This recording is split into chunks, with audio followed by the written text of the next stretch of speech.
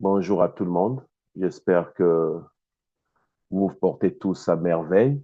En tout cas, c'est le souhait que je formule pour chacun de vous, que vous puissiez être en bonne santé ainsi que vos familles respectives. En ce qui me concerne, je me porte bien, un peu fatigué, mais tout se passe bien. Euh, je bénis le Seigneur pour cette occasion qui nous donne une fois de plus pour que nous puissions nous retrouver comme le faisaient nos anciens.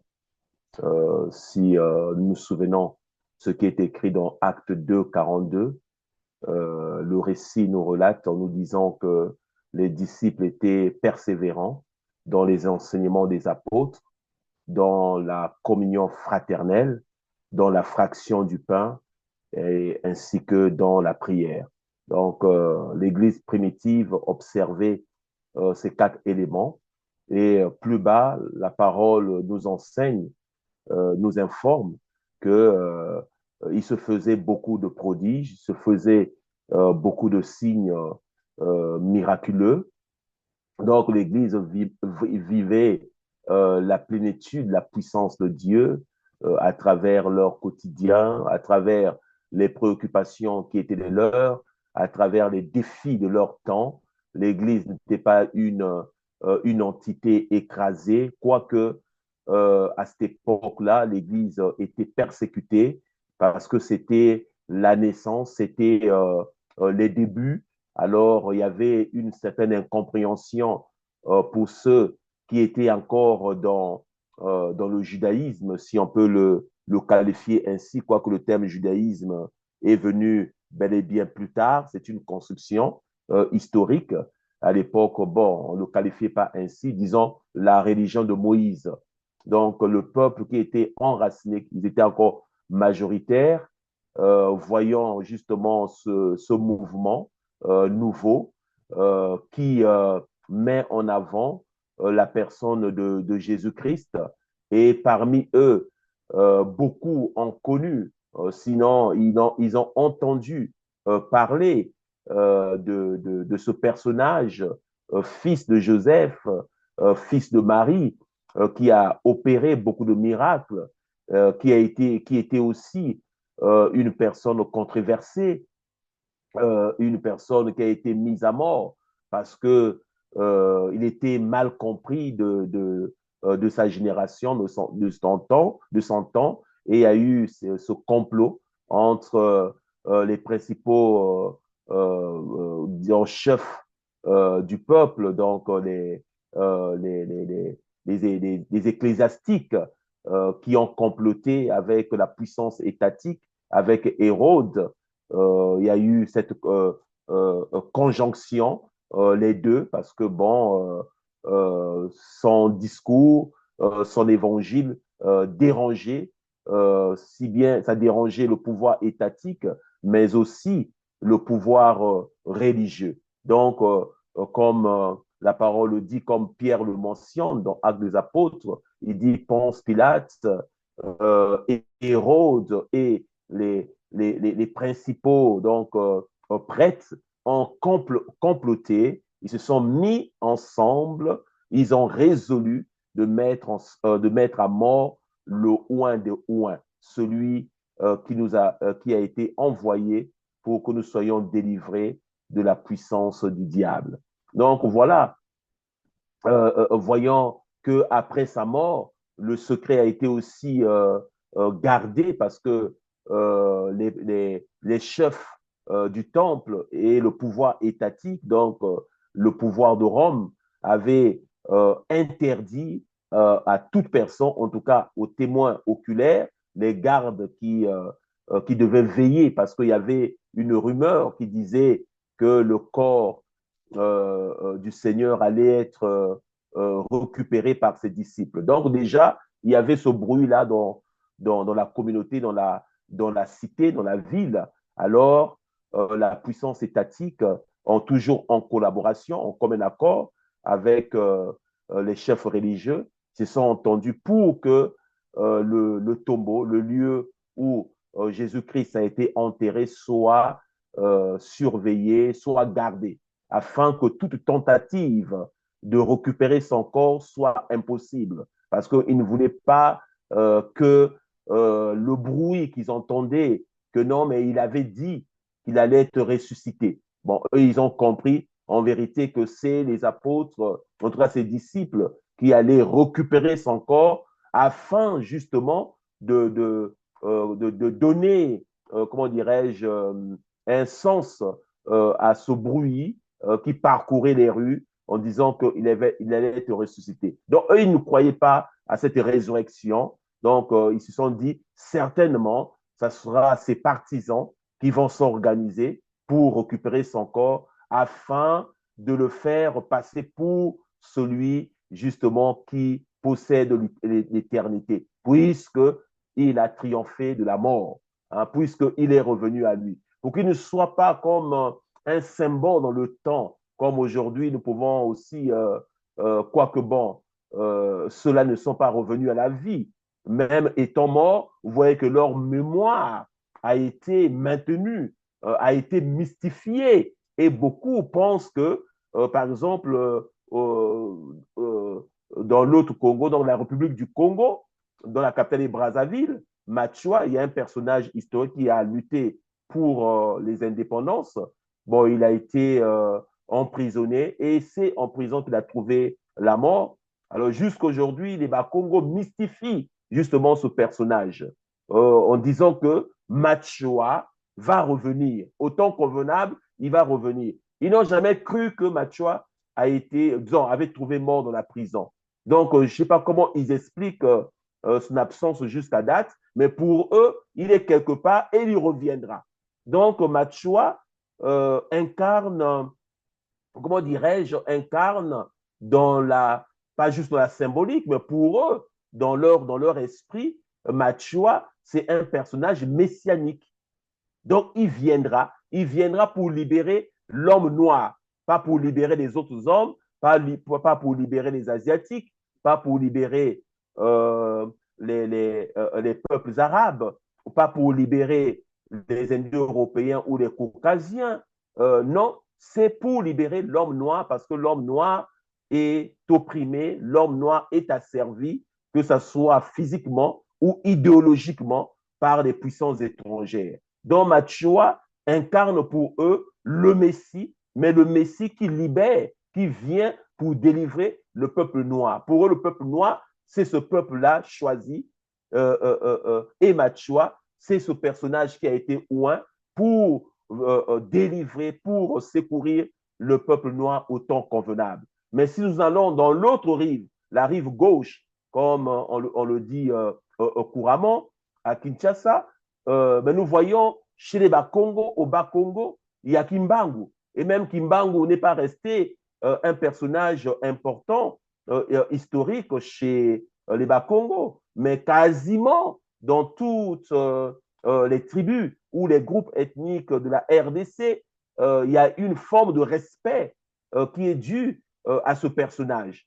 Et aussi les Kimbanguistes le considèrent comme le Messie. Donc c'est lui qui va venir pour la liberté de l'homme noir. Donc ceux qui sont là avec nous, ils ont pour devoir, pour responsabilité, pour rôle de prêcher l'évangile de Kimbangu pour préparer les cœurs, comme Jean le Baptiste, qui était cette personne qui a été oint pour annoncer la venue du Christ, pour dire préparez vos cœurs, répentez-vous parce que le royaume de cieux est proche. Vous voyez, donc c'est quand y a eu ce mouvement naissant, bien évidemment, y avait une grande incompréhension. Tout ce qui est nouveau est toujours sujet aux controverses, est toujours sujette comment dirais-je, à l'incompréhension.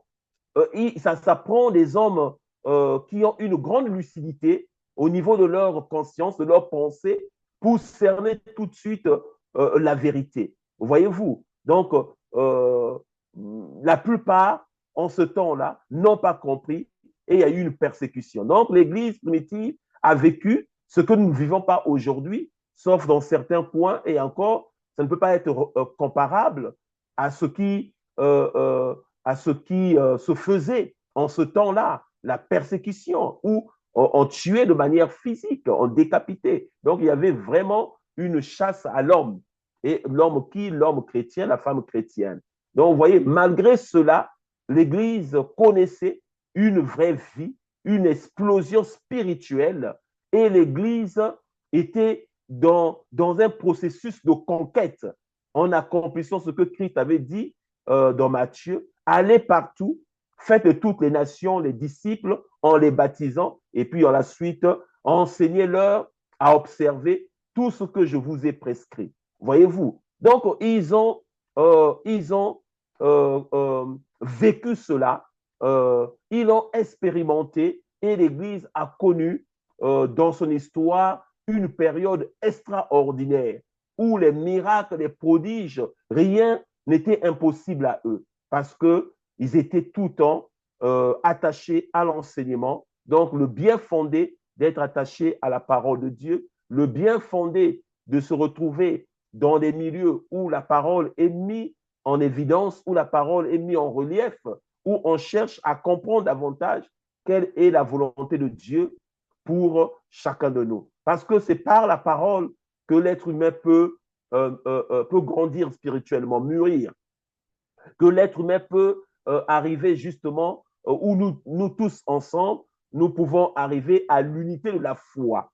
Mais c'est par la parole que nous pouvons aussi édifier dans nos milieux, dans nos maisons, n'est-ce pas, une maison spirituelle. Donc, constituer des cellules, des églises dans nos milieux, et ces églises-là mises ensemble, ça forme quoi? L'église universelle. Euh, donc, c'est important. C'est par la parole que nous avons aussi, comment dirais-je, que nous aiguisons davantage notre discernement. C'est par la parole que nous pouvons nous accomplir autant qu'être humain. Et le reste vient comme en complément. Parce que la prière, étymologiquement parlant, veut dire demander. Mais l'être humain ne peut pas vivre que de demander. Ça, c'est les enfants qui demandent tout le temps. Hein, demander. La prière veut dire demander. Étymologiquement parlant, prière dans la Bible veut dire demander. Demander. Et bien évidemment, il y a plusieurs formes de prière. Mais dans son sens, la plus simple, c'est demander.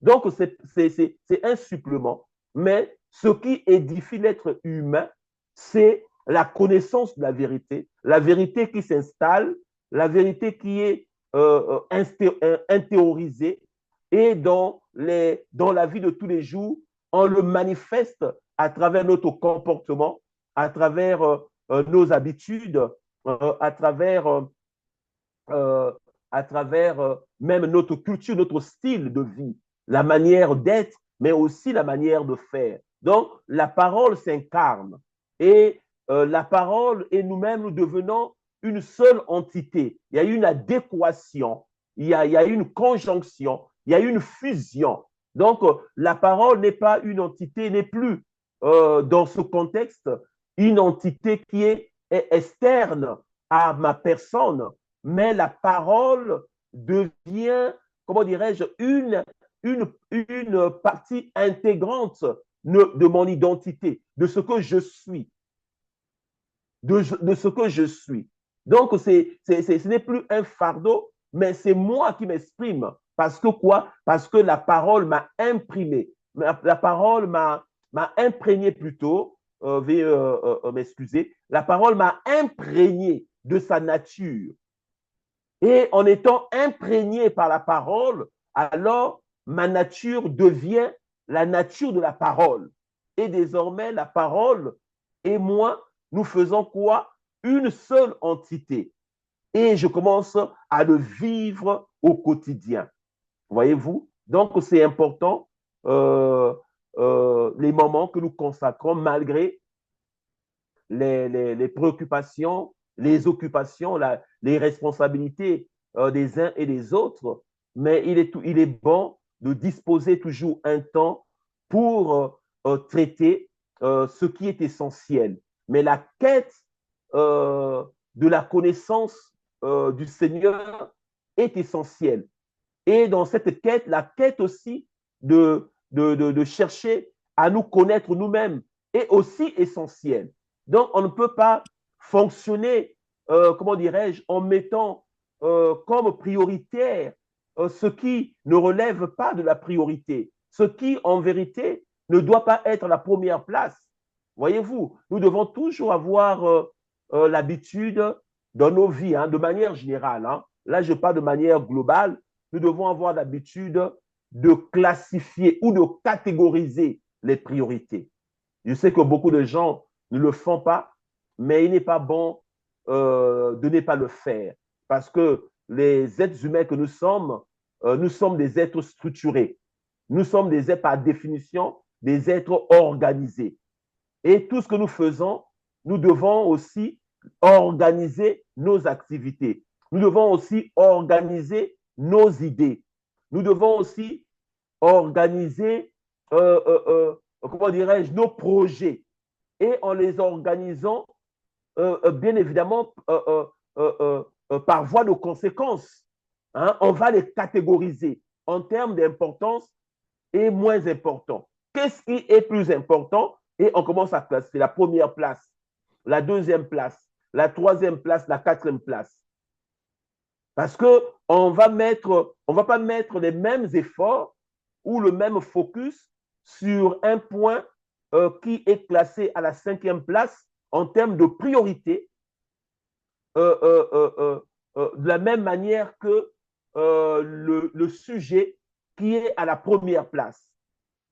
Si on fonctionnait jusqu'à maintenant ainsi, eh bien, je vous encourage, je vous conseille de revoir cette manière de faire et de désormais de catégoriser en termes d'importance et par là aussi les efforts qu'on va fournir pour ce qui est essentiel n'est pas pareil pour ce qui peut être comment dirais-je, moins important, ce qui n'est pas essentiel, n'est-ce pas? Parce qu'il y a ce qui est essentiel. C'est comme dans la vie de l'homme, dans ce qui est connu, ce qui est établi dans nos sociétés, il y a ce qu'on appelle les besoins existentiels de l'être humain.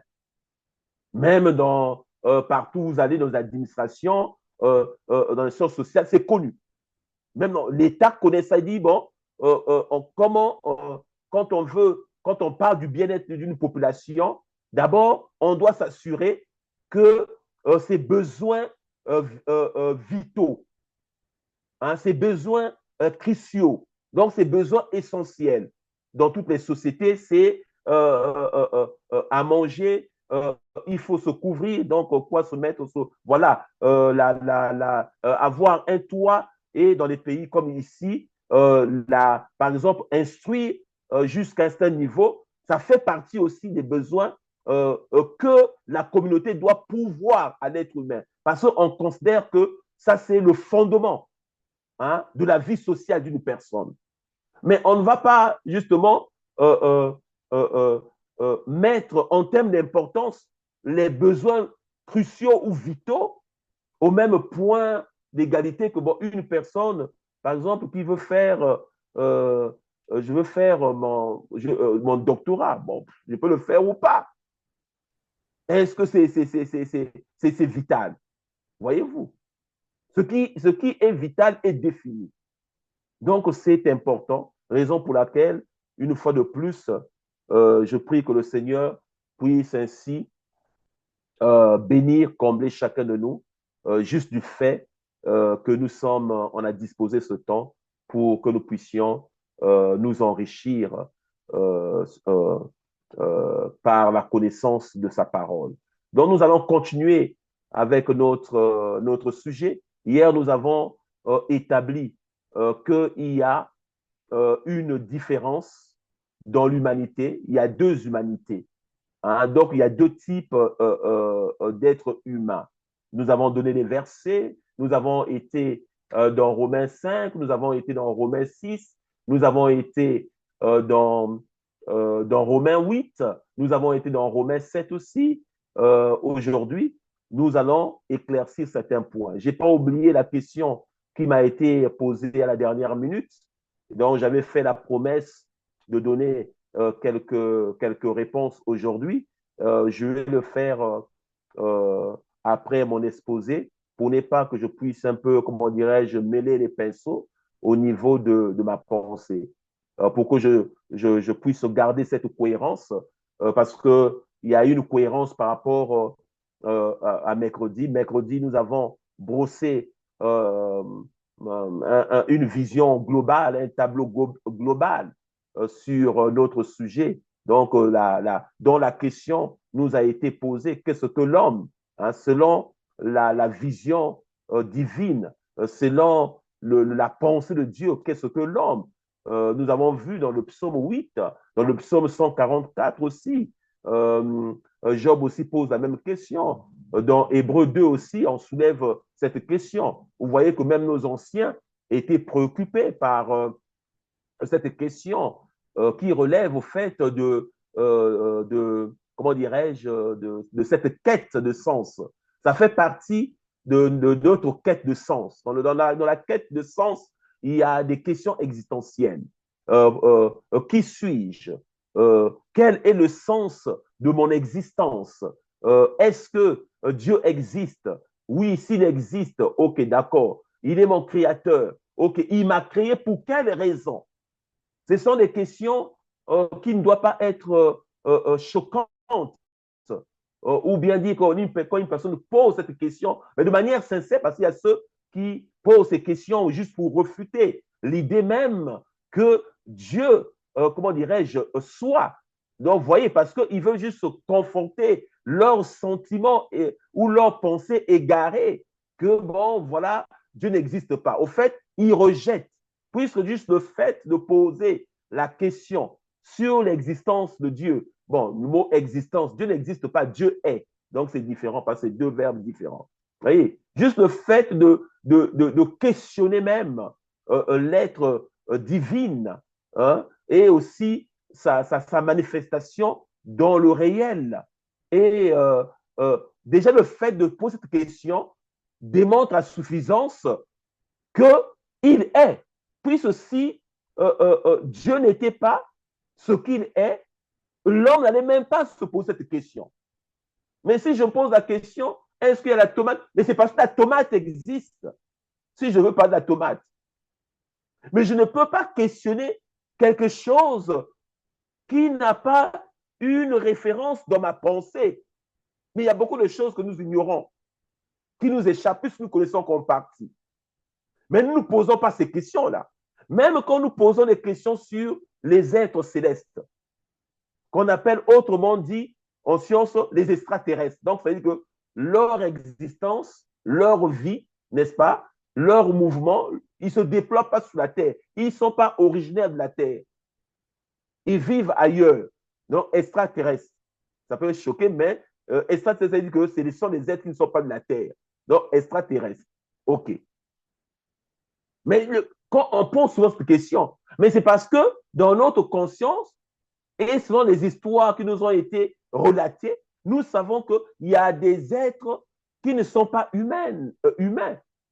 Les anges, par exemple, nous connaissons les anges, mais toute la complexité des êtres célestes, nous ne les connaissons pas tous. Nous connaissons les anges, nous connaissons les archanges par rapport au nombre des ailes ou aussi à l'autorité qu'ils exercent, au pouvoir que Dieu leur accorde. Les archanges, les séraphins qui ont 6 ailes, les chérubins, n'est-ce pas? Les orphées, et encore, il y a d'autres que nous ignorons. Et quand nous lisons, il y a les 4 êtres vivants. Donc, il y a des mondes, comme l'Épître aux Hébreux le dit. Si nous posons la question sur les êtres extraterrestres, mais c'est parce que nous savons qu'ils existent quelque part, parce qu'il y a leur manifestation dans le réel. Mais si ce n'est pas le cas, on n'allait même pas se poser cette question. Donc, quand une personne pose la question même, est-ce que Dieu est? Mais c'est une preuve, la personne elle-même donne la preuve que Dieu est réellement. Donc, nous avons posé des questions existentielles dans ce sens-là, de manière sincère, dans le but de connaître, dans le but de s'affranchir de l'ignorance, dans le but de se transcender, cela ne peut pas être considéré comme une démarche, comment dirais-je, réfractaire à la vérité. Au contraire, c'est une démarche qui cherche à saisir la vérité pour être délivré de l'ignorance qui, comment dirais-je, obscurcit la pensée justement de l'humanité ou de plusieurs. Donc hier, nous avons vu qu'il y a deux humanités. Il y a l'humanité qui est esclave de la règle ou de la loi, du péché et de la mort. Et nous avons lu que cette humanité est dans l'incapacité, par ses propres moyens, bien entendu, par sa propre force, ne peut pas, en aucun cas, comment dirais-je, tendre vers le bien. Parce que le problème est désormais au niveau de l'être, de la nature, de l'être humain. Quand on parle de la nature, on voit ce qui spécifie l'être humain dans ce monde, dans cette, comment dirais-je, dans ce écosystème où il y a plusieurs règnes, il y a plusieurs espèces. Qu'est-ce qui identifie? Qu'est-ce qui, comment dirais-je, quelle est la spécificité de l'être humain? Et hier, nous avons établi, toujours par la parole, que nous ne pouvons pas considérer comme l'être justement qui est imprégné par cette loi, qui est organisé, qui est structuré par la loi du péché et de la mort, sa conception de l'être humain, et que l'être humain est un animal évolué. En se servant de la théorie, c'est bien écrit, c'est bien dit théorie, mais ils prennent ça pour une vérité absolue de Darwin, ce qu'on impute à Darwin, ce qui n'est qu'une manipulation historique des scientifiques. Ce n'est pas la pensée qui a animé Darwin. Donc l'évolution des espèces, mais ils se sont focalisés sur l'être humain. Considérons l'être humain comme un primate. Donc, la même famille que le singe, la même famille que le babouin, la même famille que le chimpanzé, la même famille que le gorille, la même famille que le bonobo. Mais sauf que cette sous-espèce, si je peux l'identifier ainsi, a évolué dans le temps. Après, il a eu un langage articulé. Après, il s'est mis debout. Après, son intelligence aussi a évolué cognitivement, ayant désormais un cerveau qui lui permet justement de comprendre, de se projeter, d'analyser, de planifier. Il a connu le feu. Il a commencé à tailler aussi les outils à partir de la pierre. Donc, il y a toute une théorie qui comment dirais-je, donne, qui établit justement la nature humaine, ce que c'est un humain. Ça, c'est l'humanité déchue. Mais venons dans le sens spirituel. Disons, il est bon qu'on lise, on va lire dans Genèse. Dans Genèse, je vais lire Genèse 3, à partir du premier verset, et vous comprendrez pourquoi, avant de commencer, de continuer, on doit d'abord établir le fondement aujourd'hui de ce que nous allons mettre en évidence. Genèse chapitre 3, à partir du premier verset. Le serpent était le plus rusé de tous les animaux des champs que l'Éternel Dieu avait fait. Il a dit à la femme, Dieu a-t-il réellement dit, vous ne mangerez pas de tous les arbres du jardin? La femme répondit au serpent, nous mangeons du fruit des arbres du jardin. Mais quant au fruit de l'arbre qui est au milieu du jardin, Dieu a dit, vous n'en mangerez point et vous n'y toucherez point, de peur que vous ne mouriez. Alors le serpent dit à la femme, vous ne mourrez point, mais Dieu sait que le jour où vous en mangerez, vos yeux s'ouvriront et que vous serez comme des dieux, connaissant le bien et le mal. La femme vit que l'arbre était bon à manger et agréable à la vue, et qu'il était précieux pour ouvrir l'intelligence. Elle prit de son fruit et en mangea, et elle donna aussi à son mari qui était auprès d'elle. Il en mangea. Les yeux de l'un et de l'autre s'ouvrirent. Ils connurent qu'ils étaient nus et ayant conçu des feuilles de figuier, ils s'en firent des ceintures.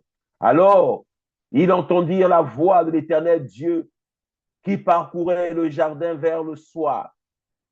Et l'homme et sa femme se cachèrent loin de la face de l'Éternel Dieu, au milieu des arbres du jardin. Mais l'Éternel Dieu appela l'homme et lui dit, où es-tu? Il répondit, j'ai entendu ta voix dans le jardin et j'ai eu peur parce que je suis nu et je me suis caché. Et l'Éternel Dieu dit, qui t'a appris que tu es nu? Est-ce que tu as mangé de l'arbre dont je t'avais défendu de manger? L'homme répondit, la femme que tu as mise auprès de moi m'a donné de l'arbre et j'en ai mangé. Et l'Éternel Dieu dit à la femme, pourquoi tu fais cela? La femme répondit, le serpent m'a séduite, j'en ai mangé. Le 14, l'Éternel Dieu dit au serpent, puisque tu as fait cela, tu seras maudit entre tous les bétails et entre tous les animaux des champs. Tu marcheras sur ton ventre et tu mangeras de la poussière tous les jours de ta vie. Je mettrai l'inimitié entre toi et la femme, entre ta postérité et sa postérité. Celle-ci te crasera la tête et tu lui blesseras le talon. Et il dit à la femme, j'augmenterai la souffrance de tes grossesses. Tu enfanteras avec douleur et tes désirs se porteront sur ton mari, mais il dominera plutôt sur toi. Il dit à l'homme, puisque tu as écouté la voix de ta femme et que tu as mangé de l'arbre au sujet duquel je t'avais donné cet ordre, tu n'en mangeras point. Le sol sera maudit à cause de toi. C'est à force de peine que tu en tireras ta nourriture tous les jours de ta vie. Il te produira des épines et des ronces, et tu mangeras de l'herbe des champs. C'est à la sueur de ton front que tu mangeras du pain jusqu'à ce que tu retournes dans la poussière d'où tu as été pris, car tu es poussière et tu retourneras dans la poussière. Adam donna à sa femme le nom de Ève, voilà. Vous voyez, je peux m'arrêter là. Ça, c'est depuis que cela s'est fait. Voilà ce que est devenu la réalité des êtres humains sur la terre. Désormais, l'arbre, la connaissance du bien et du mal, dont l'homme a pris connaissance, parce que l'homme ignorait cette réalité. Cette réalité lui a été cachée. C'était un mystère pour l'être humain. Et le Seigneur, en créant l'être humain, il lui avait tout donné. Il avait béni. Il avait rendu prospère. Il avait mis sur lui, justement, l'onction pour présider à la destinée de cette terre et de tous les animaux et de tous les bêtes, toutes les espèces qui existent. Il a placé l'homme comme étant supérieur. Quand les écologistes nous disent que non, nous devons considérer la fourmi au même, lui donner une valeur comme à l'être humain, vous voyez qu'ils sont habités d'une pensée mensongère, pour ne pas dire qu'ils sont habités par l'esprit de la perversion, parce qu'il pervertit la vérité.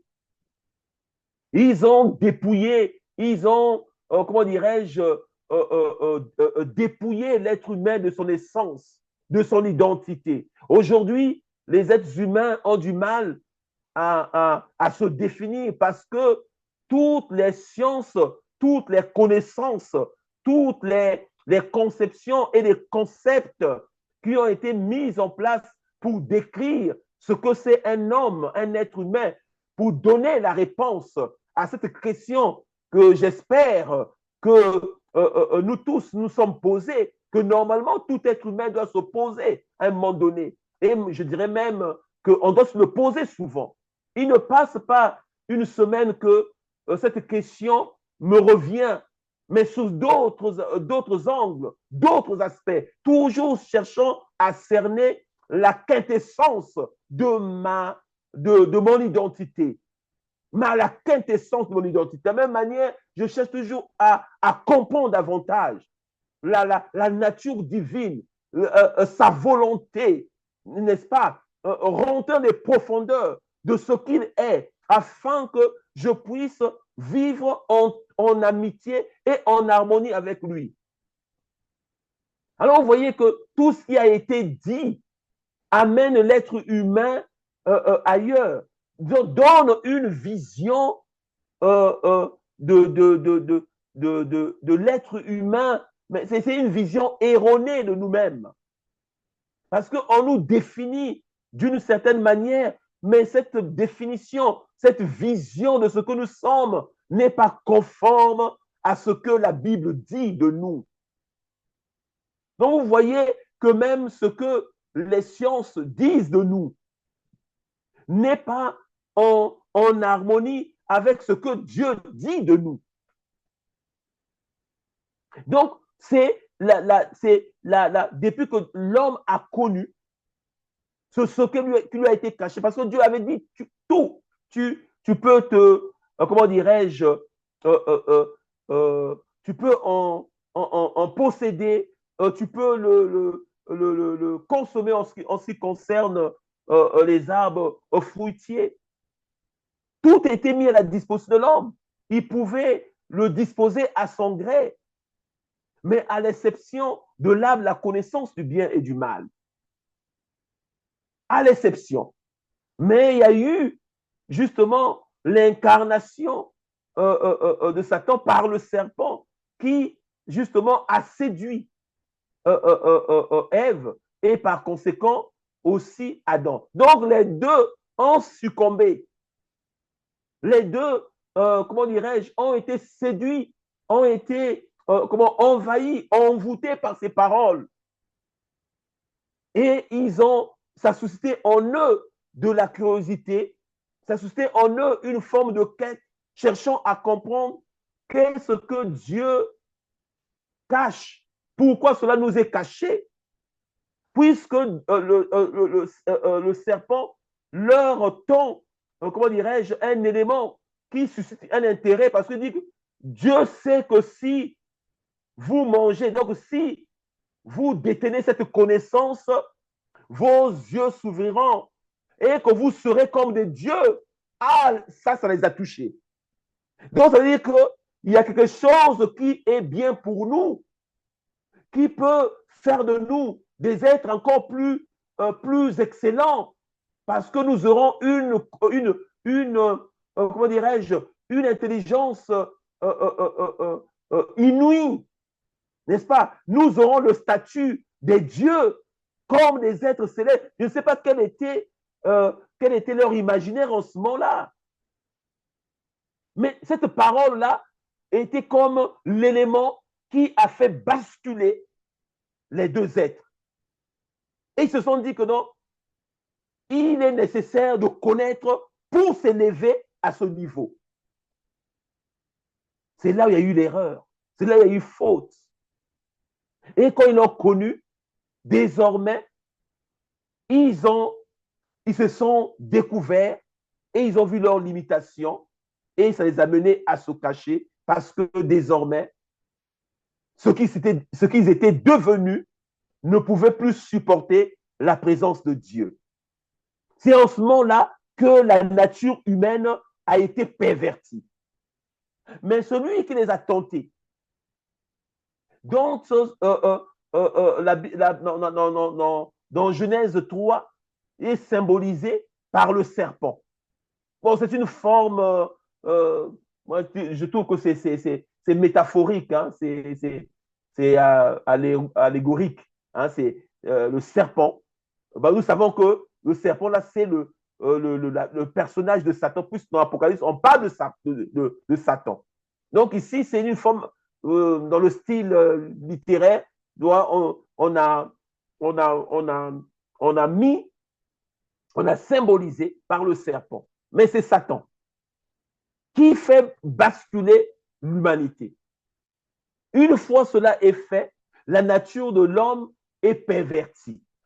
La nature de l'homme est déstructurée. L'homme, désormais, n'a plus la même nature qu'il avait quand le Seigneur l'a créé et l'a formé.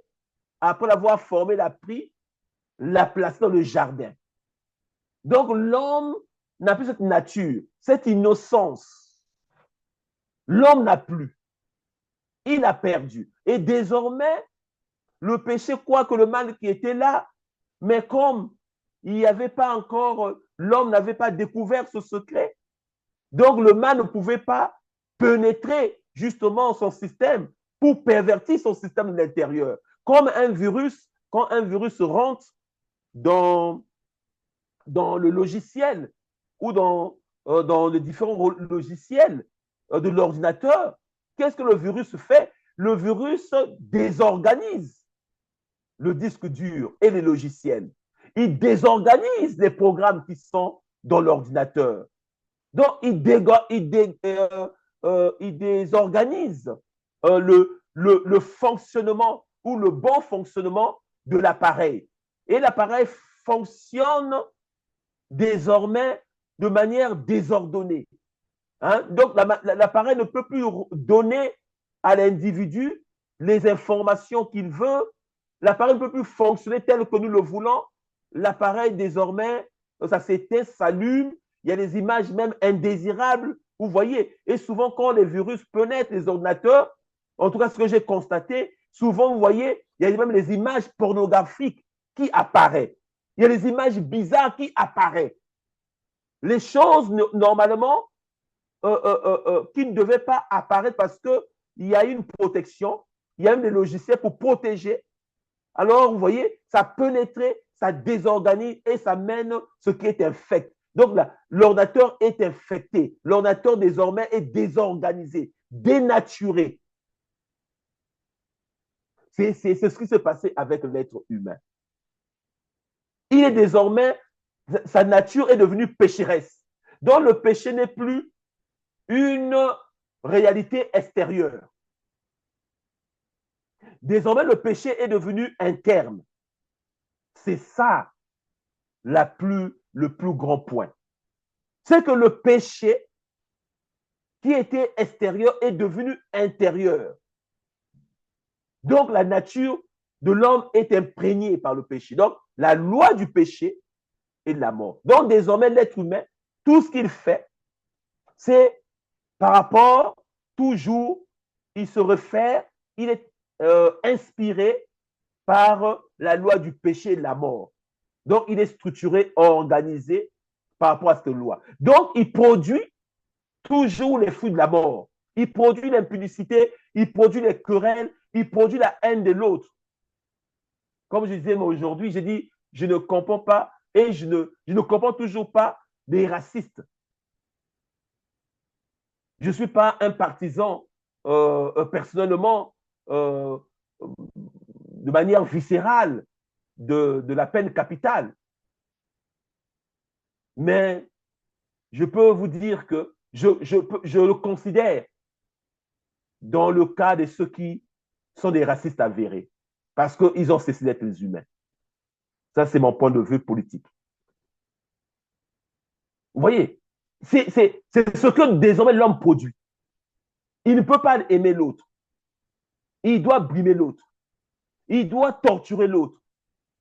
Il doit dominer. Et tout ce qu'il produit, c'est toujours, il y a le bien et le mal. Vous voyez? Et il tend toujours vers ce qui est mal. Et comme nous l'avons lu, qu'il ne peut même pas se soumettre à la loi de Dieu. Il ne peut même pas se soumettre Sa nature ne lui permet pas de se soumettre à la loi de Dieu. Attends, je vais le lire quelque part. C'est dit ceci, dans Romains 7, 7 aussi. Que dirons-nous donc? La loi est-elle péché? Loin de là. Mais je n'ai connu le péché que par la loi, car je n'aurais pas connu la convoitise si la loi eût dit, tu ne convoiteras point. Et le péché, saisissant l'occasion, produisit en moi par le commandement toutes sortes de convoitises, car sans loi, le péché est mort. Pour moi, étant autrefois sans loi, je vivais comme Adam, il vivait. Mais quand le commandement vint, le péché reprit vie et moi je mourus.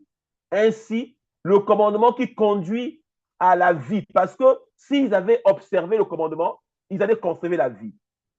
Donc, le commandement qui conduit à la vie trouva pour moi conduire à la mort.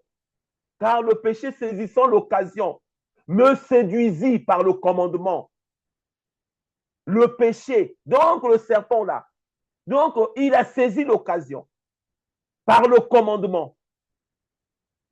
Et par lui me fit mourir. La loi donc est saine et le commandement est sain, juste et bon. Ce qui est bon a-t-il donc été pour moi une cause de mort? Loin de là. Mais c'est par le péché, c'est le péché afin qu'il se manifestât comme péché. Mais c'est le péché afin qu'il se manifestât comme péché en me donnant la mort par ce qui est bon. Et que par le commandement, il devint condamnable au plus haut point. Donc, nous savons en effet que la loi est spirituelle. Mais moi, là maintenant, une autre dimension, l'apôtre Paul nous amène encore plus loin.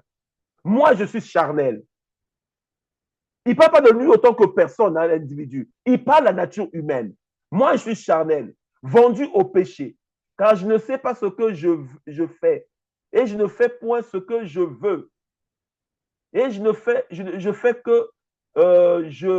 ce que je hais.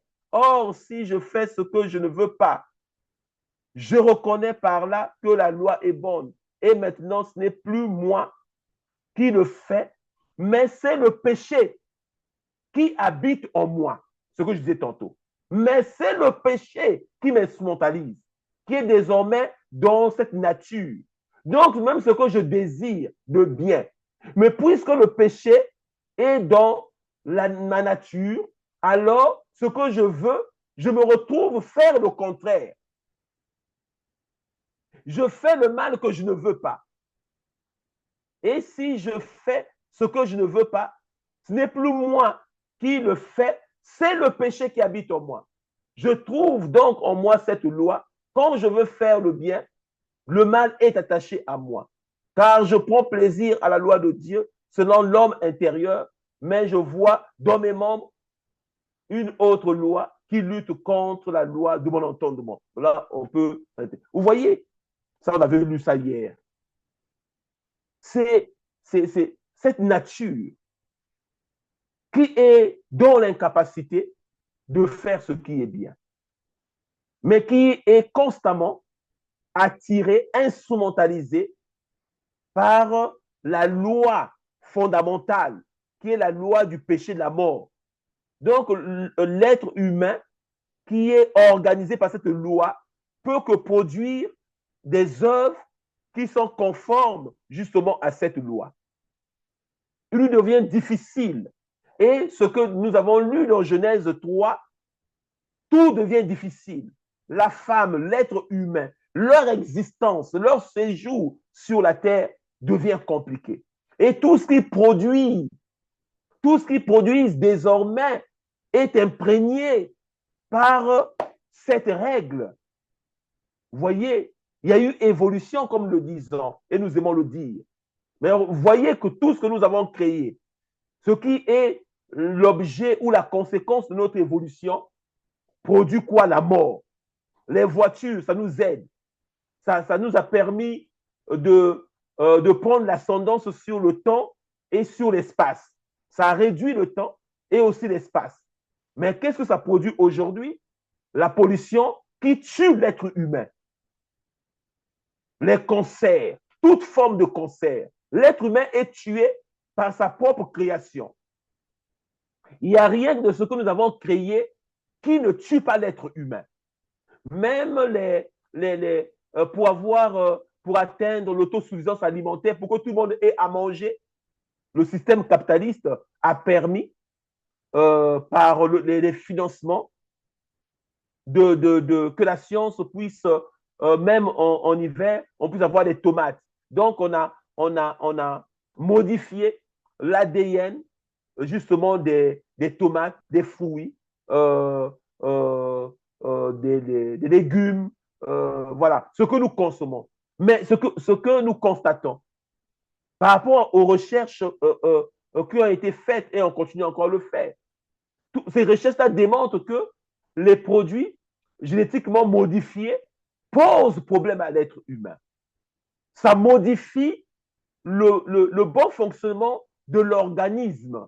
Donc, l'organisme, à un moment donné, parfois, se retourne contre l'homme. C'est comme le cancer.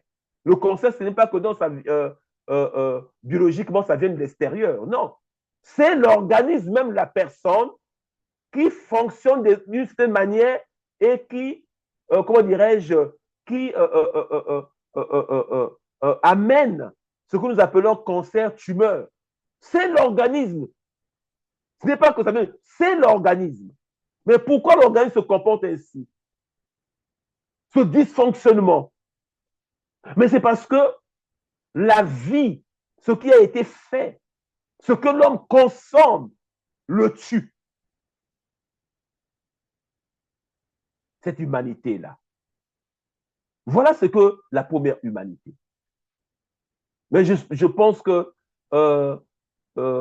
hier, j'avais parlé énormément sur cette première humanité. Aujourd'hui, il est question que je puisse plus m'appesantir sur la deuxième. Donc, je voulais juste que nous puissions mettre une base, qu'on sache, qu'on voit comment le monde déchu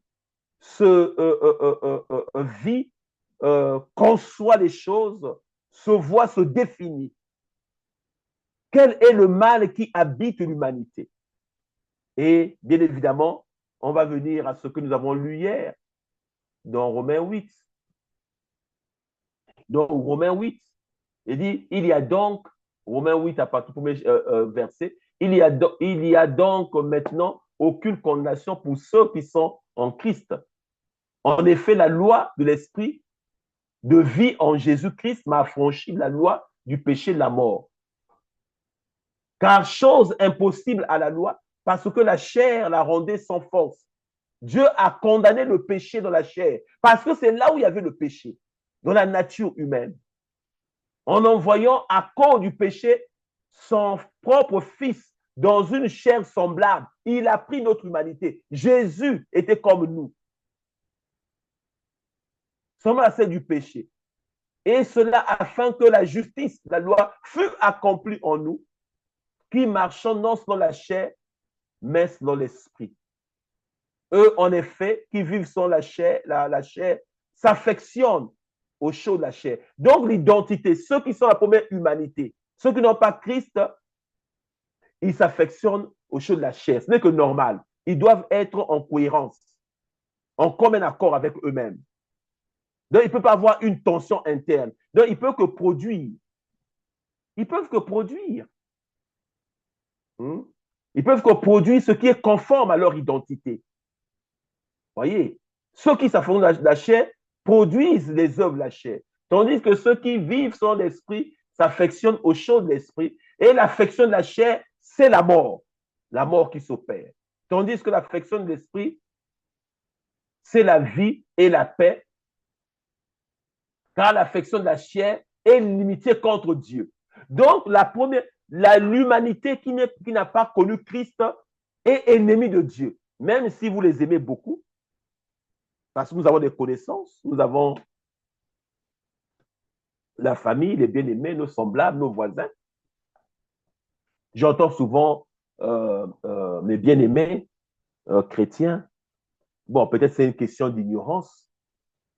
Quand ils veulent être gentils avec tout le monde, ce que moi j'appelle les baptistes, les évangéliques, qui disent que non, tous les hommes sont des fils de Dieu.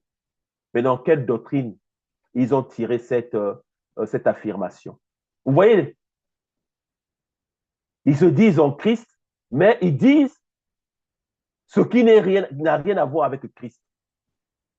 Ils affirment, ils ont une conception qui est une conception mondaine, une conception de la première humanité. Je le répète encore, j'ai toujours dit et je continue à le dire, qu'on connaît une personne par ses dires et par son comportement. Ce que tu dis, ce que tu fais, m'amène à te cerner. La parole ne nous dit pas que Dieu considère l'humanité déchue comme étant ses fils. Non, il le considère comme étant sa création, mais pas comme étant ses fils. Non, ils sont déchus. La loi du péché de la mort les régit. Le mensonge imprègne leurs pensées, comme c'est écrit ici. Comme c'est écrit ici. Il dit, j'étais où encore? Il dit qu'une chose impossible à la loi, j'avais lu tout ça, j'étais arrivé où? J'étais arrivé où? Donne-moi un moment. J'étais arrivé. Car l'affection de la chair est inimitié contre Dieu. Parce qu'elle ne se soumet pas à la loi de Dieu, elle ne le peut même pas. Donc, même si il y avait ce désir-là, elle ne le peut même pas. Donc, la première humanité ne peut même pas. Elle ne se soumet pas à la loi de Dieu, mais elle ne le peut même pas. Parce que pourquoi? Parce qu'elle est tout simplement esclave du péché, esclave de la mort. Or, ceux qui vivent sans la chair ne sauraient plaire à Dieu. Pour vous, vous ne vivez pas selon la chair, mais selon l'esprit, si du moins l'esprit de Dieu habite en vous. Si quelqu'un n'a pas l'esprit de Christ, il ne lui appartient pas. Mais mes bien-aimés, c'est dit. Si quelqu'un n'a pas l'esprit de Christ, il ne lui appartient pas. Donc, il n'appartient pas à Dieu. Il est certes la création de Dieu, mais une création qui a été touchée, qui a été pervertie, une création qui s'est métamorphosée par le péché. N'oublions pas que Satan lui-même, quand il a posé des actes contre sa propre nature, en développant une nature d'orgueil, parce qu'il s'est appuyé sur sa beauté. C'est écrit dans Ézéchiel. Il s'est appuyé sur sa beauté. Il a commencé à poser les actes contre sa propre nature et aussi à intoxiquer l'armée céleste pour se lever contre celui qu'il avait créé et placer son trône au-dessus des étoiles. Donc, il a développé une aspiration qui était en contradiction avec sa nature. Parce que sa nature, son identité avait défini le rôle qu'il devait jouer. C'est là où je reviens à ce que je disais mercredi. L'identité définit ce que nous devons jouer comme rôle, le comportement que nous devons avoir, la culture que nous devons développer. La culture doit être tributaire de notre nature. C'est pour ça qu'on parle de la culture humaine et non pas la culture animale. Parce que les animaux aussi, ils ont leur propre culture. Donc, l'habitude, même le style gastronomiques. Il y a des choses que nous ne consommons pas. Pourquoi? Parce que cela est toxique pour notre corps. Parce que notre corps, notre nature ne peut pas supporter ces fruits-là. Mais d'autres espèces, des animaux, le consomment parce que leur nature, leur corps est capable de supporter le côté nocif, le côté toxique de ce fruit sauvage. Donc, tout converge toujours vers ce que nous sommes. Bien évidemment, en prenant en considération les différentes identités, les différentes dimensions que nous avons. Donc, l'homme intérieur comme l'homme biologique. Parce que des choses que l'homme biologique ne peut pas consommer. Mais si tu ignores cela, tu le consommes, ça va empoisonner ton corps et tu auras des problèmes. Donc, tout revient toujours à connaître qui est l'homme. Parce qu'en se connaissant, on sait ce qu'on peut manger et ce qu'on ne peut pas manger. Parce que je ne peux pas manger ce qui va m'empoisonner. Parce que mon corps n'a pas été fait pour supporter ce degré de poison. Mais il y a des animaux qui mangent ces poisons-là sans problème. J'ai même vu, il y a un rongeur, souvent, qui tue les serpents. Pourquoi il arrive à tuer les serpents, les cobras? Parce que même quand le cobra le mord, son corps n'est jamais empoisonné. Son corps a une capacité de diluer ce poison-là. Le scorpion le pique. Il ne meurt jamais. C'est un rongeur, j'ai oublié son nom. Il est noir avec un trait qui traverse son corps au-dessus en blanc.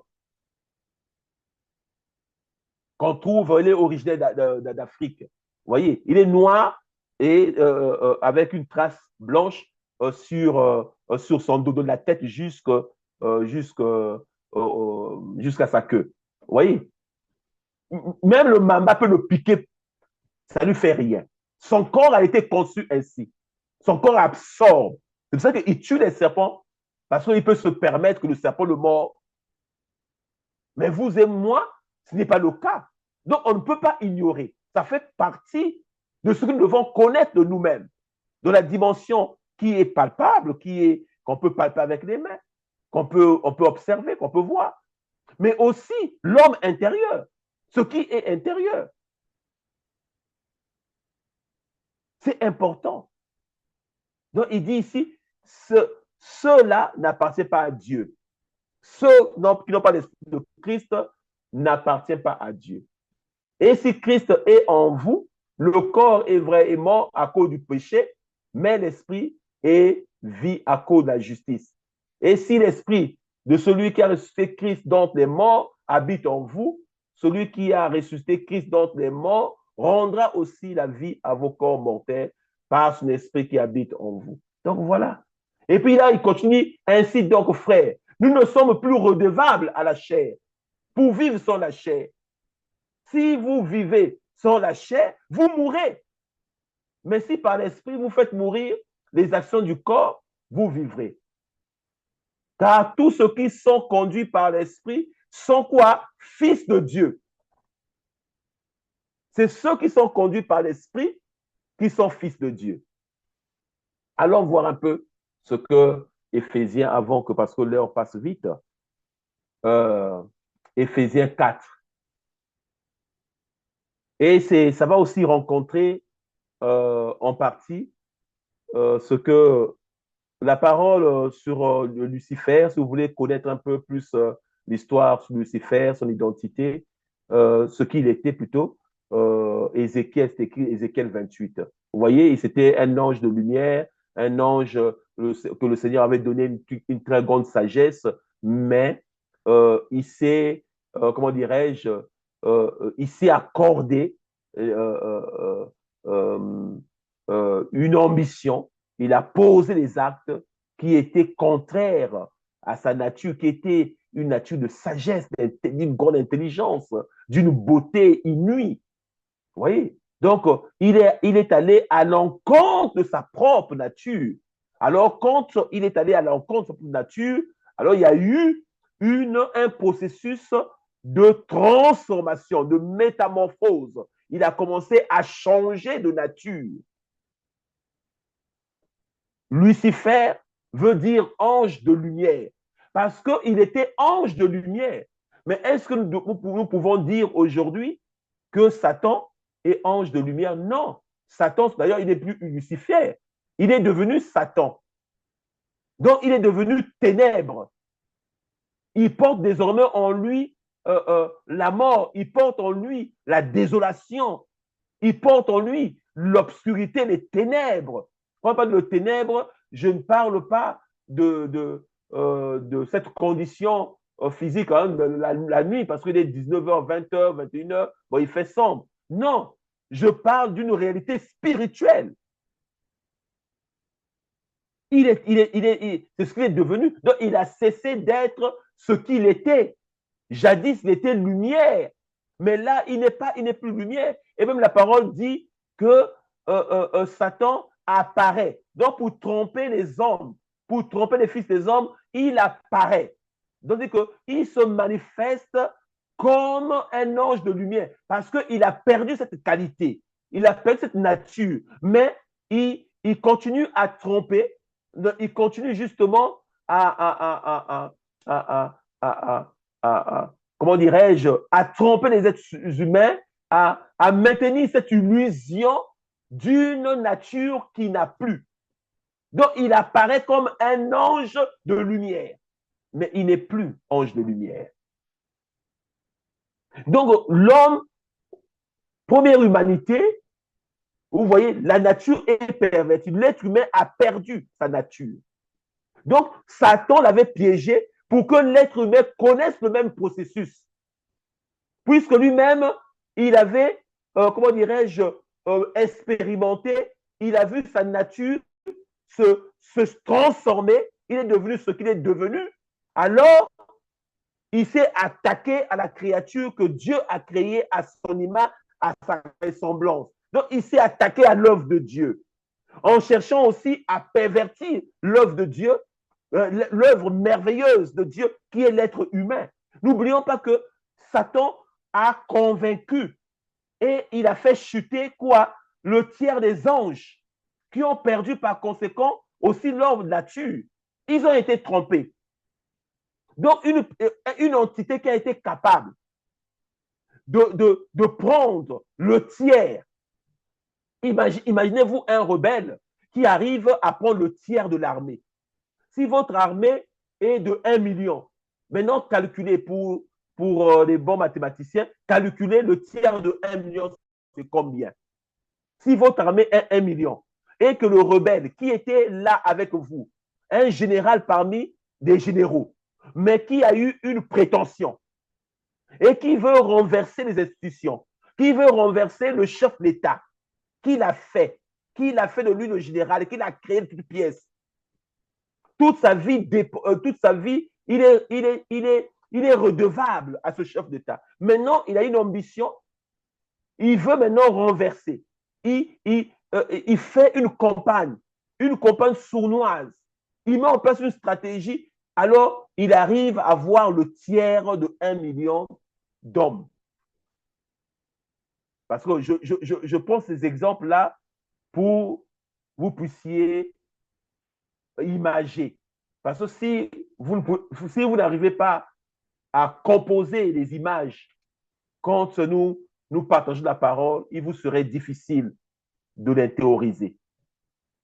C'est pour ça que vous voyez, on procède par des exemples. Les exemples, comme on dit, sont meilleurs pédagogues. Pour que vous puissiez imager. Essayez un peu de voir cette image. Il savait que si l'homme tombe, l'homme va se pervertir. Et voilà désormais l'homme déchu. Maintenant, ceux qui ont cru, parce que Dieu a tant aimé le monde, pas le monde comme j'ai dit hier, quand on dit le monde ici, allez dans le terme grec, ce n'est pas les arbres, ce n'est pas les animaux. On parle de l'humanité. Bon, je ne sais pas pourquoi on a mis monde à des Européens. Oh, la Terre, ce n'est pas possible. Ils ont, vous voyez, ça n'aide pas beaucoup de personnes à saisir vraiment la quintessence de la vérité. Parce que monde et humanité, ça peut prêter à confusion. C'est un amalgame. Parce que le monde, pour monsieur, madame, tout le monde, quand on parle du monde, bien évidemment, il voit l'ensemble. La personne voit l'ensemble des créatures qui sont sur terre. Il voit les arbres, il voit les écureuils. Voyez? Mais ici, on parle de l'humanité. Dieu a tant aimé l'humanité. Il a donné son Fils. Et ceux qui ont cru en son Fils, justement, le Fils leur donne justement la vie, leur donne le pouvoir de devenir enfants de Dieu. Donc, les affranchis, comme on a lu. La loi de l'esprit de vie en Jésus-Christ m'affranchit, la loi du péché de la mort me rend capable désormais de devenir une nouvelle personne. Allez-y lire aussi 2 Corinthiens 5, 17. Ceux qui sont en Christ sont une nouvelle création. Les choses anciennes sont passées. Voici que Dieu fait toutes choses nouvelles. Mais lisons ce qui est dans Éphésiens ici. Il dit, si du moins vous l'avez entendu, et si conformément à la vérité qui est en Christ, c'est en lui que vous avez été instruits à vous dépouiller, eu égard à votre vie passée du vieil homme, qui se corrompt par la convoitise trompeuse et à être renouvelé dans l'esprit de votre intelligence. Donc, ça répond en partie à la question qui m'a été posée hier. Pourquoi chez certains, il y a des choses qui se répètent, qui se maintiennent, ou bien ils ont l'impression que ça se maintient. Parce qu'il y a eu, quand nous avons expérimenté la nouvelle naissance, donc l'homme nouveau, nous sommes devenus enfants de Dieu, mais on ne croise pas les bras. On fonctionne pas, on dit, bon, c'est fait. Non. On doit vivre désormais notre nouvelle vie. Mais ce n'est pas une vie où on croise les bras, non. C'est une vie où chaque jour, on déconstruit les monuments, on déconstruit les vestiges du vieil homme. Tous les jours. On dit ici, on vous instruit, donc la parole nous instruit à nous dépouiller. Quand on va dans Hébreux 6, on dit quoi? De renoncer, d'abandonner les œuvres mortes. C'est une action permanente, pas une action une fois pour toutes. C'est une action permanente. Et aussi, on doit veiller que, au fait, il n'y ait pas de tentatives du monde ancien. Un monde qui a été, comment dirais-je, défait. Mais on n'a pas dit que ce monde-là a disparu. C'est nous qui sommes morts au péché. Mais le péché dans le monde n'a pas disparu. Le corps qu'on portait, où le péché était tapis, n'a pas disparu. C'est le même corps que nous avons. Mais cependant, il ne faut pas que nous, nous laissons le terrain qui a été gagné être regagné. Parce que c'est la conscience du péché qui nous a été enlevée. Pour nous donner une bonne conscience des hommes. Parce qu'on avait tous une mauvaise conscience à cause du péché. Cette mauvaise conscience a été, comment dirais-je, enlevée pour nous donner une bonne conscience. Mais chaque jour, nous devons vivre la sanctification. Qu'est-ce que 2 Pierre, premier chapitre, dit? Joignez, c'est moi qui dois le faire, mais pas le Seigneur. Joignez à votre foi la vertu. La vertu, c'est-à-dire que vivre une vie de moralité. Une vie, hein, il ne faut pas une vie de péché, pas une vie de débauche, pas une vie d'excès, une vie de moralité. Une vie juste. À la vertu, la science, la connaissance, comme ce que nous sommes en train de faire maintenant. Connaissance. On cherche à connaître davantage.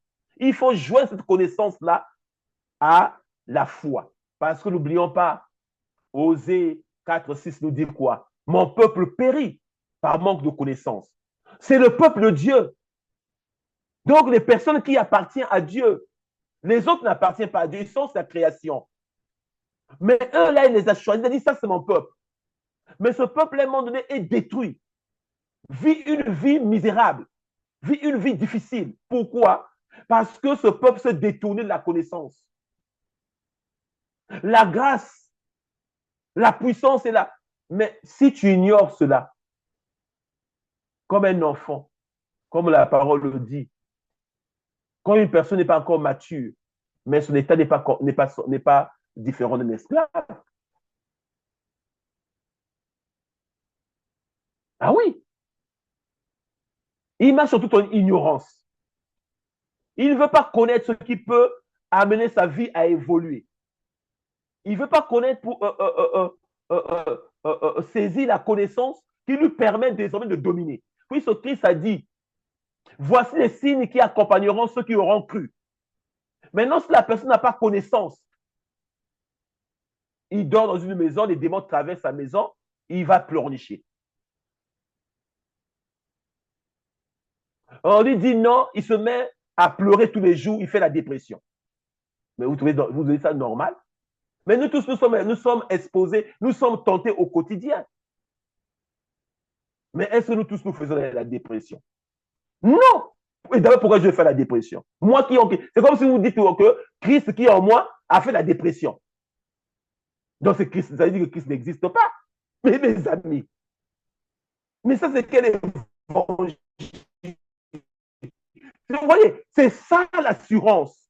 Quand on a une connaissance, alors l'homme ancien ne peut pas, comment dirais-je, s'agiter et puis s'imposer. Non, parce que je dépouille ces vestiges plutôt.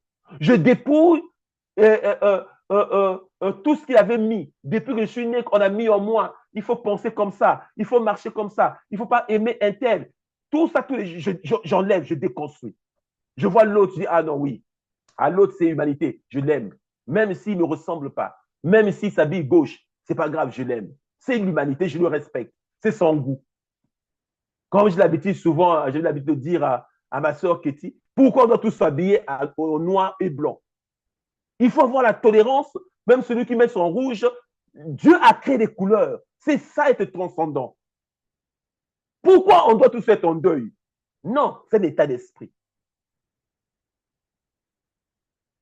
Voyez-vous? Nous, ici, on a souvent des discussions comme ça, des partages comme ça, quoi. Des causeries toujours existentielles, toujours un peu, voilà. Et j'aime bien ça parce que je peux faire ça que de dire un tel est comme ça, un tel est bizarre. Non, moi, j'aime pas qu'on parle des gens pendant des heures et des heures. C'est minable. L'homme excellent parle des idées. C'est ce que nous faisons ici. Et puis les moyens, bon, ils vont commenter l'actualité tout le temps, l'actualité. Trump a fait ceci, Macron a fait ceci, bon, des heures et des heures. Et les minables, c'est toujours parler des autres. C'est pas moi qui a mis en place ce dicton. Hein. C'est, voilà. Vous connaissez tous cette sagesse-là, tout, c'est d'une grande sagesse. Voyez-vous, on doit le dépouiller tous les jours. Mais c'est à nous de revêtir l'homme nouveau. C'est écrit ici. Dépouiller le gars du passé. La vie passée. Oh non, la vie passée, oui, la famille était, comment dirais-je, tout le monde échoué. Mais si vous ne croyez pas que vous êtes en Christ et vous imposez en vous-même la nouvelle création, vous vous dépouillez de cela.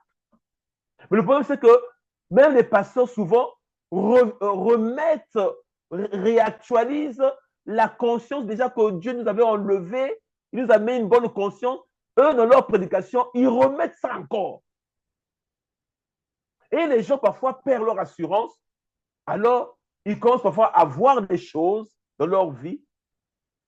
On ne sait même pas si c'est réel ou c'est une illusion. N'oublions pas que Satan, c'est le maître des illusions. C'est un peu, si vous faites un jeûne sans sucre, vous allez voir à un moment donné, votre corps fait mal. Vous avez l'impression que vous avez la grippe. Vous avez l'impression que vous êtes malade. Mais en vérité, si on vous fait des examens, vous n'êtes pas malade.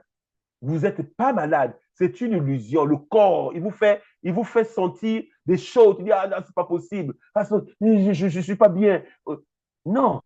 Le manque du sucre, là, c'est le manque. Le corps a été habitué. Le manque, là, alors, ça commence à te persécuter. Pourquoi? Pour que tu tombes, pour que tu cèdes. Mais c'est exactement ce que le péché fait. C'est exactement ce que le vieil homme fait. C'est exactement ce que l'habit qu'on a enlevé fait. Parfois, il fait des tentatives. N'oublions pas les tentatives. Et tu as l'impression que oui, il y a ça. Non. Tu rends grâce. Tu fais valoir la vérité. La chose va disparaître. L'esprit va entendre, il va dire oui. Ah ouais, celui-là, il connaît. Ah, celle-là, il connaît.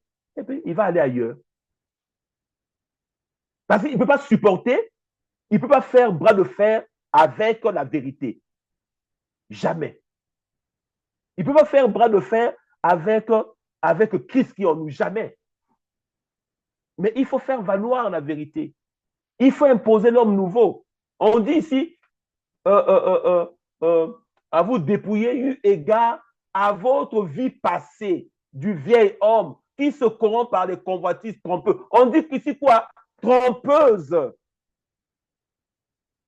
Et à être renouvelé dans l'esprit de votre intelligence. Donc, il faut imposer un nouveau paradigme dans votre pensée. Moi, j'aime beaucoup dire penser parce que c'est plus un peu méta, donc on peut aller du physique au surnaturel. Je fais un clin d'œil à Anne, qui aime beaucoup parler du cerveau. Moi, j'aime pas trop parce que c'est resté dans la dimension biologique. C'est trop limité. Moi, j'aime tout ce qui est transcendant. Vous voyez? Parce que oui, les païens aussi, le premier humanité, ils ont un cerveau. Mais pourquoi ils n'arrivent pas à comprendre cela? Parfois, ils sont même plus intelligents. Dans ce qu'ils font, on voit les résultats. Mais pourquoi ils ne comprennent pas? Non, l'intelligence ne limitons pas au niveau du cerveau. L'être humain a plusieurs dimensions. C'est la pensée. La pensée, c'est plus que ça. La preuve, les gens qui ont vécu les phénomènes, ils ont vu leur corps, mais ils voyaient, non, ils raisonnaient. Mais non, leur cerveau était là endormi, leur corps était là à terre. Mais pourquoi ils ont continué à raisonner, à comprendre tout? Donc, il y a quoi?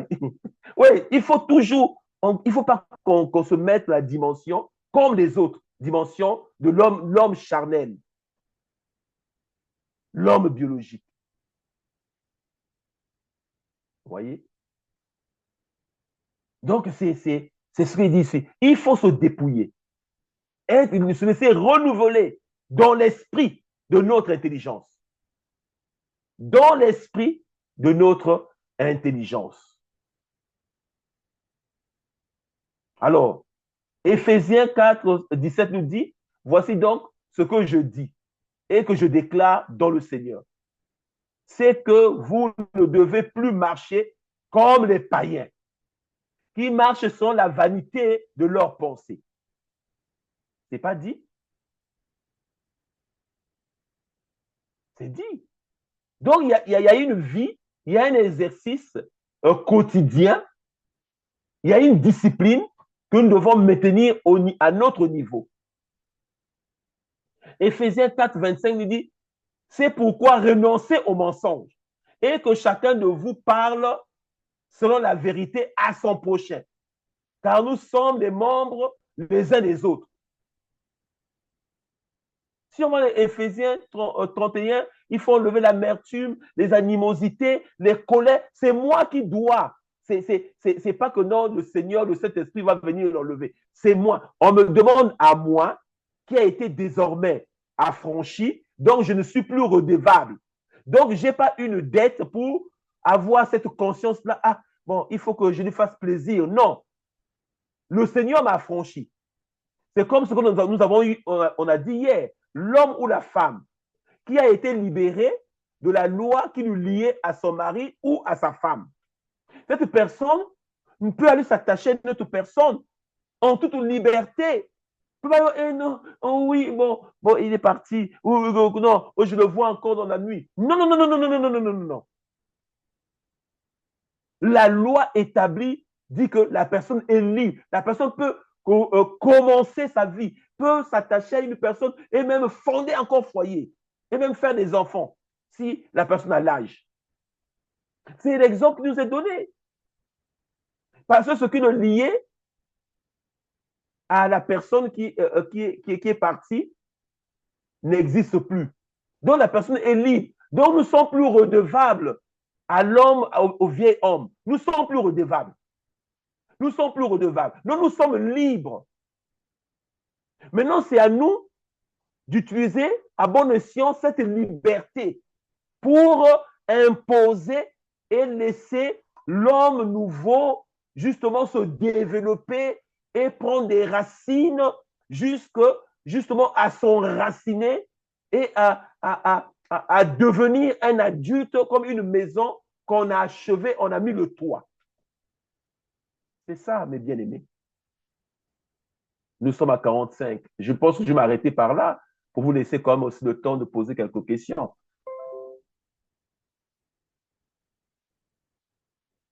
Il y avait beaucoup à dire, mais bon, je pourrais rajouter si l'occasion m'est donnée. En tout cas, je laisse quelques minutes parce que là, nous sommes déjà à 45, 15 minutes pour que nous ayons un échange, nous ayons quelques questions pour ceux qui ont besoin de plus de compréhension.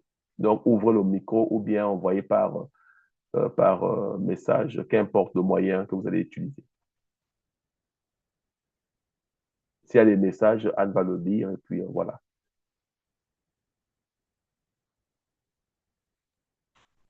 Colossiens 3,9 nous dit, ne mentez pas les uns les autres, vous étant dépouillés du vieil homme et de ses œuvres. Il y a beaucoup de passages. Allez-y, mes amis. Ben, il n'y a pas de questions, et puis je vais me lancer pour briser un peu la glace et briser aussi le silence. OK. Je te remercie pour ça, pour ce que tu nous as enseigné aujourd'hui. Et je voulais donner un témoignage pour illustrer à quoi ressemble euh, la transformation que le Saint-Esprit opère dans la vie de quelqu'un. Aujourd'hui, toi et moi, on en parlait aujourd'hui parce que Keisha va graduer en juin et j'exprimais mon action de grâce et ma reconnaissance à Dieu, surtout parce que notre génération à nous, donc Giliano et moi, dans notre génération à nous, on avait du mal, on a lutté pour étudier, finir nos études universitaires. On a vraiment bavé jusqu'à ce que parce que c'était même pas que nous, on ne voulait pas, mais toutes les circonstances combattaient même cette entreprise. Et donc, tu peux avoir la volonté, mais l'ennemi veut toujours maintenir un cap, maintenir comme un plafond de verre qui règne et qui semble avoir régné dans les familles d'où on vient. Mais nous avions mis notre confiance en Dieu que même cette glace-là, nous pouvions la briser. Et je rendais grâce à Dieu de ce que nous l'avons brisée et désormais, les générations après nous sont en train de vivre la liberté de poursuivre leurs études telles qu'ils le désirent. Donc, c'était juste une image, un, un témoignage que je voulais partager par rapport à la transformation que le Seigneur opère. Et quand on devient un homme nouveau, les conséquences de cette nouvelle naissance, de cette nouvelle création en nous, comment elle se transmet. Parce que ces réalités-là sont liées à l'homme ancien. Et désormais, le règne de Dieu est en nous. L'autre témoignage que je voulais rendre, c'est aussi par rapport aux réalités que les femmes vivent. Parce que tu as lu dans Genèse 3, moi étant une femme, je vais parler en ce qui concerne les femmes. la réalité des femmes, il y a entre autres les enfantements difficiles.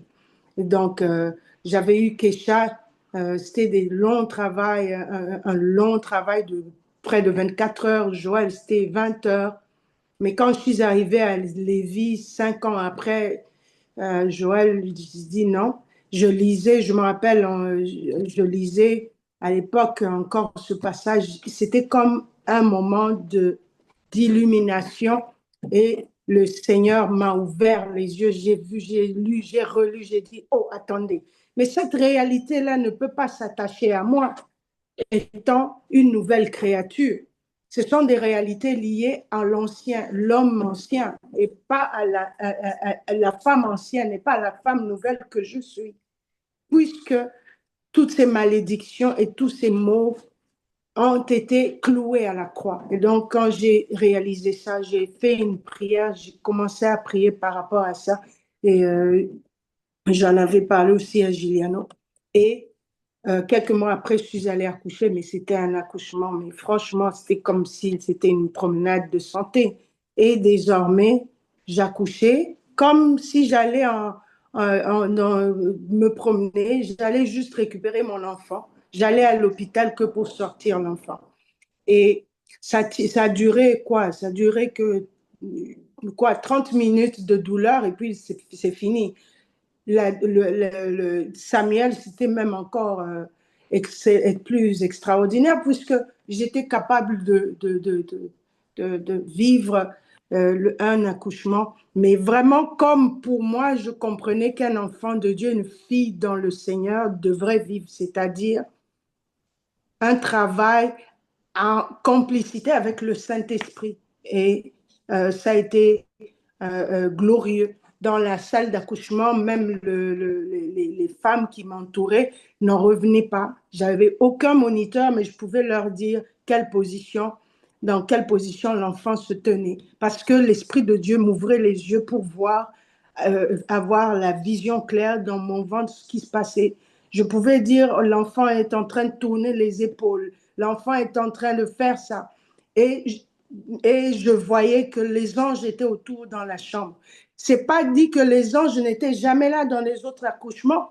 C'est juste que cette fois-ci, j'avais la présence d'esprit et j'ai eu la grâce que le Seigneur a fait de pouvoir maintenant vivre ça la manière dont je l'espérais et je savais, je priais et j'étais convaincue qu'une femme dans Christ ne peut pas accoucher comme monsieur et madame tout le monde. C'est un accouchement en complicité avec le Saint-Esprit. Donc, oui, on peut imposer le règne de Dieu. Il faut juste le maintenir et l'imposer pour que l'homme ancien ne cherche pas, ou même l'ennemi ne cherche pas à créer des illusions dans notre esprit, nous faisant croire que les choses anciennes sont toujours d'actualité. Ils ne sont plus d'actualité puisque légalement, ils n'ont plus d'emprise sur moi, ils n'ont plus de droit sur moi. Donc, je voulais partager ces deux témoignages. Merci beaucoup. Il y a aussi apporté un petit distinguo entre la nature humaine déchue, donc cette nature auquel le Seigneur nous a soustraits, nous a délivrés, nous a libérés et nous sommes plus redevables, comme cela est écrit, et les puissances des ténèbres qui sont en ce monde. Parce qu'il n'est pas dit qu'une fois que nous avons été libérés de cette nature au fait, qui nous poussait toujours à commettre les œuvres de la mort, donc à commettre comment dirais-je, euh, la haine, avoir la haine pour les autres, les querelles, les bagarres, les guerres, l'ivrognerie, les excès, toutes sortes d'excès, les convoitises. Bon, tout cela parce que c'est la nature humaine, comment dirais-je, comme un manguier qui peut que produire des mangues. Donc, cette nature pouvait que produire cela. Et même quand nous étions bien disposés, nous étions, il était difficile pour nous, en tout cas, en ce moment-là, de tendre vers le bien. Alors, nous avons été libérés, nous avons été affranchis. Mais celui qui a mené l'être humain comment dirais-je, à perdre justement son rayonnement et aussi avoir sa nature être modifiée. Mais il est toujours là, le tentateur. Il agit, il attaque. Il n'est pas dit que ceux qui sont en Christ ne vont pas être sujets de ces attaques. Donc, on doit faire le distinguo entre ce qui relève la nature qui a été détruit. Il est écrit quelque part, il faut que je le cherche. Il faut que je le cherche. Christ l'a détruit. Cette nature qui a été détruite, n'est-ce pas? Et la personne de Satan ou les démons. Il faut qu'on fasse la part de choses. Donc, nous avons maintenant cette liberté, cette capacité de ne pas, par exemple, haïr. Nous sommes libres de cela. Parce que c'est l'homme ancien qui aime haïr. Comme nous sommes libérés, donc nous ne sommes plus redevables. Donc nous ne sommes pas obligés de haïr. Au contraire, nous devons aimer. Parce que c'est la nature même de l'homme nouveau. Celui qui est né de Dieu. Sa nature, c'est il aime. Vous voyez? Donc, tout ce qui est de la chair, là, la loi du péché de la mort, nous ne sommes plus esclaves. Nous sommes soustraits. Ça, c'est le premier point. Deuxième point, celui qui tente, celui qui a instrumentalisé l'être humain en passant par cette loi, puisque nous sommes sous de cette loi, alors, et l'homme nouveau qui est investi par la grâce et l'autorité peut désormais faire face. Il est écrit quoi? On dit d'abord soumettez-vous à Dieu et résistez au diable. Mais si une personne ne se soumet pas à Dieu, veut résister au diable, donc la première humanité, il ne peut pas. Le diable va le cabosser. Il faut se soumettez-vous à Dieu, résistez au diable et il s'enfuira loin de vous. Quant au péché, il faut fuir le péché. Donc, c'est-à-dire que quant à la nature que nous avons dépouillée, il faut la laisser, il faut la fuir, il faut continuer ta vie, il ne faut plus regarder en arrière, il ne faut plus revenir pour commencer à faire ce que tu faisais quand tu étais païen ou païenne. Vous voyez la différence? Cette nature-là, si tu veux encore la prendre, ça là, on ne la résiste pas. Ça là, il faut juste la fuir, il faut l'abandonner, il faut se dépouiller. Comme dit Hébreux 6, renoncer, il faut renoncer. Quand on renonce, on prend une distance. On ne reste pas là, on prend une distance. Mais le diable, on le résiste. Or, que parfois, les choses de famille sont des pactes qui font qu'un esprit agisse dans cette légitimité. Mais une fois tu es régénéré, tu es investi, tu es rempli de l'Esprit de Dieu, tu es investi de son autorité. Bien évidemment, comme tu te soumets à Dieu, les esprits-là, tu les chasses, parce que c'est écrit, voici les signes qui accompagneront ceux qui auront cru. En mon nom, ils chasseront les démons. Mais si par ignorance, la personne ne sait pas, le démon va faire ses trucs il va faire sa pagaille, il va torturer, il va aller, la personne en soi-même, bon, n'est pas possédée à l'intérieur, mais tout le reste, la vie va devenir difficile. Il va aller faire un examen, je ne sais pas quoi là, quand ça arrive là-bas, la personne qui corrige voit que la personne qui avait bien fait, ça devient une faute. Donc, il n'y a que sa propre vie à l'intérieur là qui est préservée. Et son corps et le reste là, c'est une souffrance. Mais c'est à cause d'ignorance. Osée 4, 6. Mon peuple périt par manque de connaissance. Son père a péri comme ça. Mais Quand tu as connaissance, tu dis non, non, non, non, non, non, non. C'est pas possible que ça se passe ainsi. Vous voyez? Donc, joignez à notre foi la connaissance. Parce que sans la connaissance, la foi là aussi va être broncard. La foi là va être vaine. C'est comme une foi sans des œuvres, sans poser des actes concrets. Cette foi est inutile. C'est même pas une foi. Mais qu'est-ce qu'on nous dit? On nous dit, sans la foi, nul ne peut plaire à Dieu. Et puis, ça continue, dit, ceux qui s'approchent de Dieu doivent croire qu'il est et qu'il est la récompense de ceux qui le cherchent.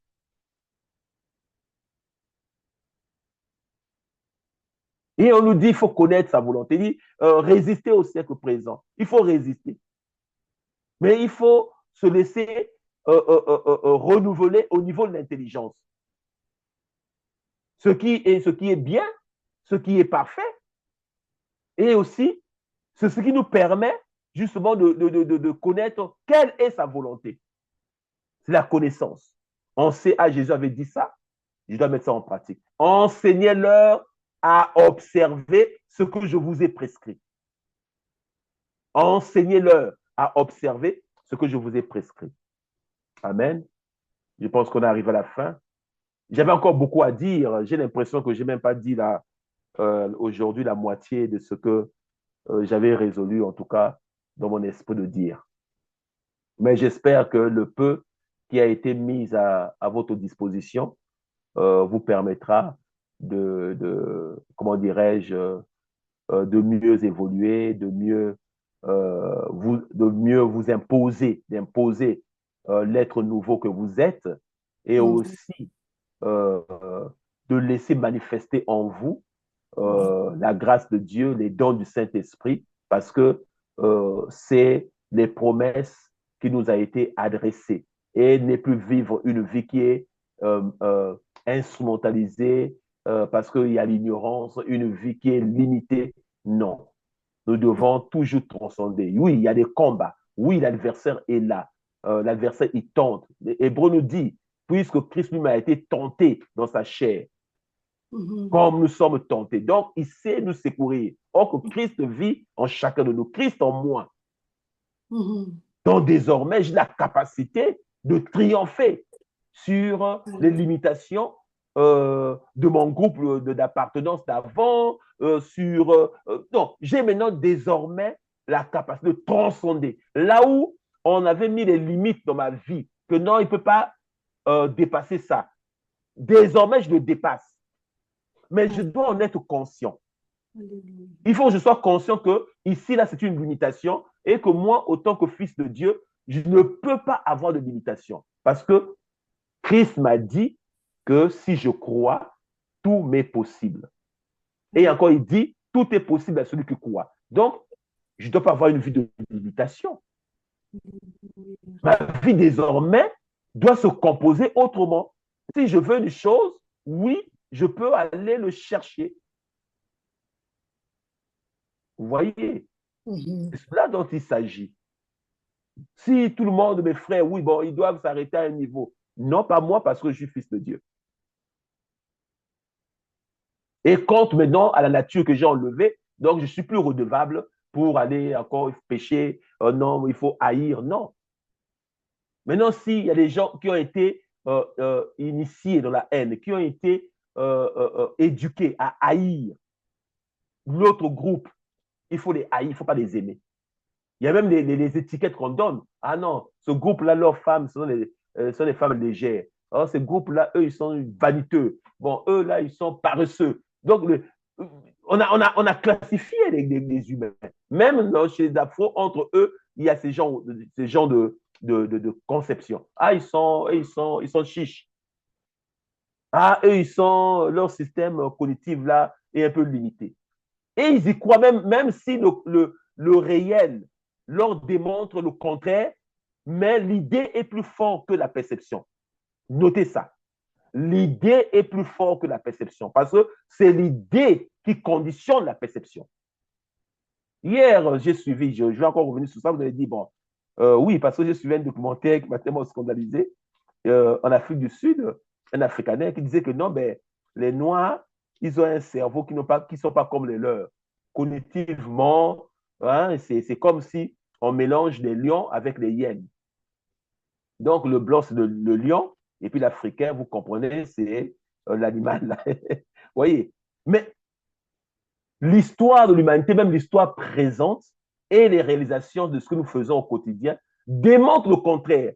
Mais comme l'idée là n'est pas détruite, l'idée est là, même si tu fais ce qu'aucun autre homme n'a fait, mais la personne verra toujours le contraire. Pourquoi? Parce que sa vision est conditionnée par l'idée de qui est dans sa pensée. L'homme est comme sa pensée, les pensées de son cœur. Donc, sur ce, on va s'arrêter là. Anne, je te l'amène, donc on va s'arrêter là. Ben, merci beaucoup, beaucoup. Merci pour la parole, les 3 soirées. On a fait un marathon d'enseignement sur un sujet qui est notre épanouissement et notre croissance, notre prospérité pour pouvoir vivre les promesses qui sont les nôtres en Jésus-Christ. Et donc, nous sommes reconnaissants, nous sommes reconnaissants envers toi, Giuliano, et surtout envers le Seigneur, le Saint-Esprit qui a disposé ces connaissances-là en toi, mais aussi le cœur, l'amour, la compassion, de pouvoir le partager. Tu n'as pas fait comme les autres qui gardaient captif la connaissance qu'ils avaient reçue gratuitement. Et donc, que le Seigneur te bénisse. Que le Seigneur vous bénisse chacun de vous pour votre assiduité, votre persévérance dans la parole de Dieu. Que le Seigneur, que le Seigneur fasse grâce à chacun de vous et vos familles pour que vous puissiez vivre les promesses qui sont les vôtres, que vous soyez épanouis. On s'attend à des témoignages, n'hésitez pas de nous les partager. Que le Seigneur vous bénisse et à la prochaine fois. Tous ces enseignements sont disponibles sur YouTube. Vous pouvez les écouter et les réécouter encore une fois quand vous en ressentez le besoin, le désir pour continuer à approfondir. Parce que dans tous les cas, ici, on a reçu en 1 heure et demie à chaque soir, mais c'était juste en condensé et je crois que le Saint-Esprit va continuer à creuser en chacun de nous selon nos besoins particuliers. Sur ce, je vous souhaite une bonne soirée, bonne fin de semaine et on se retrouve la semaine prochaine, le mercredi comme d'habitude. Que le Seigneur vous bénisse. Bye bye. Au revoir. Bon week-end à vous.